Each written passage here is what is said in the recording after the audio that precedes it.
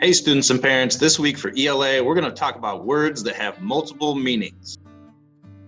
So why should we learn about these words? There's a lot of words in the English language that have more than one meaning. Knowing the different meanings can help us better understand what we read. So let's start with an example. Let's start with the word fly. What different meanings does it have? Well, it has a couple. The first meaning of fly is something like an airplane flying through the air. The second meaning for fly is the insect. Yuck, I don't like those. So if we look at this sentence, we're going to try to figure out the definition of fly based on the context clues there. The sentence says, we watch the leaves fly through the air. What's the correct meaning of fly in this sentence? So based on the clues in the sentence, we can tell that the definition of fly means fly through the air. So if we use context or words around the multiple meaning word, we can figure out what they mean. So let's go over another example using the word bank. So in this case, bank has three possible definitions. The edge of a waterway, the second definition, a place to keep money, or the third definition, to keep money in a bank. So let's go over this sentence right here and figure out the correct meaning for the word bank in this instance. The turtles crawled up on the bank of the river. So if we look at the context clues, we know the turtles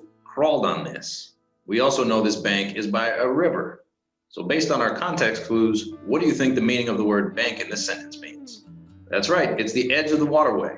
That's the correct meaning of bank in this sentence.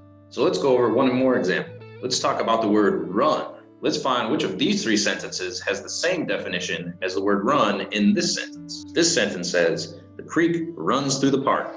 In this case, the word runs means it goes through the park. Let's look at these three sentences and look at the word run and see if it has the same definition as our first sentence. Sentence A says, the children run at gym class. This does not mean the same thing as going through. They're using their legs to run around. Sentence B says, the ink runs when it gets wet. That means it's dripping. That's not the same definition. Let's look at sentence C. The road runs across town.